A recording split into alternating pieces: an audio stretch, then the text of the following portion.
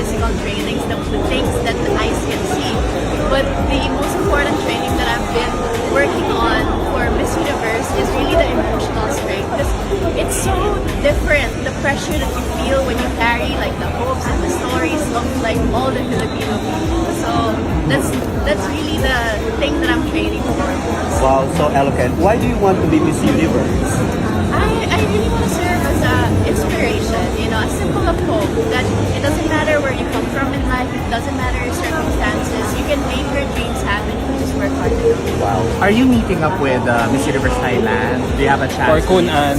I really want to. I hope it's in our schedule, but so far I don't know if she's even here or if it's scheduled or anything. But hopefully I do get to meet her and Miss Kunlan. Ah, yes. Are you doing any photo shoots or commercials with some brands here? Tomorrow I know with Miss Universe we're doing photo shoots. I'm just not quite sure if these are with brands. But that's all I know. Feeling ko surprised din what they're gonna make me do here. So I'm excited. Pasabog. Ito na ba yung umpisa ng pasabog mo leading up to Miss Universe? No. Nagulat nga yan ako, may ganito palang pasabog. Oo. But I'm very excited. Oo. But there's going to be a send-off again for your official Of course, Miss Universe. of course. Ito, 3 days lang ako dito. So, quick trip. Hindi pa ito ang totoong departure. May pagbabalik pa ako sa Warm up Thailand. lang. Wow, ginawang Warm Manila and up. Quiapo, ang Bangkok. Okay, if you win Miss Universe this year, what can you offer to the community that we haven't seen before? Wow, hirap na I haven't seen before. I think just really being the, just really being the, sharing my story. Because, of all the 70 other Miss Universe candidates that the Philippines has sent, all of us is unique and different stories. So I really hope that mine would be a unique story of perseverance and hard work and making sure that you make your dreams come true. Okay, last question. Why the Miss Universe organization choose you as their queen for this year's edition? I really hope that they choose me and hope that they see in me the queen that they are looking for. Wow, simple and precise. Ang ganda! Excited Can you give us a Magandang araw po sa inyo at welcome back dito sa ating panibagong video. At mga kapolitika, dumating na nga po si Atisa dito sa Thailand dahil inaabangan po natin at kinakover natin. Nagbibigay po tayo ng update from time to time dito sa mga kaganapan ni Atisa Manalo para sa kanyang pagganap bilang presenter ng Mr. International 2025. Pero bago ang lahat ay huwag kalimutang mag-like at mag-subscribe na rin kayo para updated kayo sa ating mga latest issue. At matapos nga po ang 3 oras na biyahe dito sa eroplano papunta sa Bangkok, Thailand ay finally narating na po ni Atisa Manalo ang Bangkok para dito sa gaganapin na beauty competition. So makita natin mga kapolitika na talagang inabangan siya ng mga kaibigan nating mga taga Thailand at na-interview siya doon sa airport.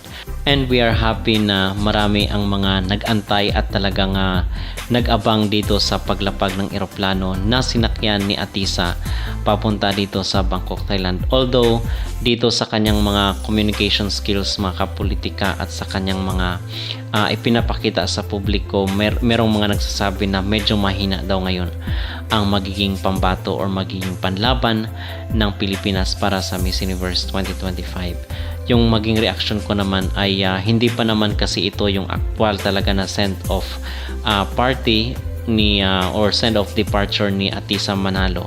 So sa mga susunod na buwan pa po yung kanyang send-off departure dito sa Thailand sa mismong gaganapin na Miss Universe 2025. So we are expecting naman na mag-level up pa itong mga pasabog ni Atisa, although merong mga humahanga doon sa kanya, pero meron din namang mga bashers on the other hand, mga nagbibigay ng mga negative na comment dito kay Atisa Manalo. So sa mga kabayan natin na nambabash pa rin at hindi pa rin talaga makamove hanggang ngayon doon sa Miss Universe Philippines, sana mga kapolitika ay suportahan lang po natin si Atisa, but at the same time open rin naman itong si Atisa at yung kanyang mga team sa constructive criticism, kasi pag nakikita naman natin na kinakailangan rin talaga i-fix yung isang sitwasyon or isang bagay, ay kinakailangan maging open-minded rin itong team ni Atisa at si Atisa mismo.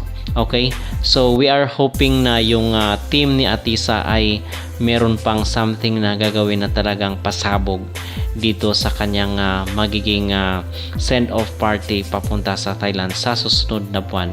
Dahil November 21 nga yung final, so October or first week of November mga kapolitika ay sigurado nasa Thailand na itong si Atisa Manalo. But before yung Miss Universe ay yung Miss Grand muna, na kung saan yung departure nila is sa September 29, at yun rin po ang ating abangan. Samantala, ni-reveal na po ng Southeast Asia yung kailang maging pambato dito sa sa Miss Universe Indonesia na si Stanley Liu. So yung na-feature natin itong mga nakarang buwan, yung maging pambato, malakas ito at isang taga Bali, so isang Balinese na kababayan daw ni Ketut. So isang Balinese na naman ngayon ang mga kalaban ni Atisa Manalo dito sa Miss Universe, at napakalaki ng expectations ng mga Indonesian dito sa kailang panlaban sa Miss Universe. At itong si Miss Universe Thailand na si Vena Pravinar, isa rin sa mga frontrunner. Pero yung tanong na sino ba yung sa tingin natin yung ating fearless forecast at yung honest opinion kung sino sa tingin natin aside dito kay Venezuela ang nakikitaan natin na may potensyal. So nakita ko mga kapolitika, nag-browse ako at nakita ko dito yung pambato ng Chile. So isa siya talaga sa pinakamalakas ngayon na maging candidate ng Miss Universe 2025 at talagang isa siya sa pinakainaabangan ng publiko. Okay? So yun po, at ngayong araw ay atin pong abangan yung mga kaganapan ni Atisa dito sa sa headquarters ng Miss Universe sa Thailand, dahil sabi niya ay bibisita siya. At sa ulitin ay suportahan po natin si Atisa Manalo. Huwag na po tayong maghanap ng malakatrio na grade na representative. Whether manalo or matalo man si Atisa, ay all out pa rin ang ating support dito sa ating kababayan. Kung kayo ang tatanungin mga kapolitika, ano po ang inyong mag-reaction dito sa mga nagsasabi na mahina daw ang ating representative ngayong taon dito sa Miss Universe 2025? Mag-comment sa ibaba at huwag kalimutang mag-like at mag-subscribe na rin kayo para updated kayo sa ating mga latest issue.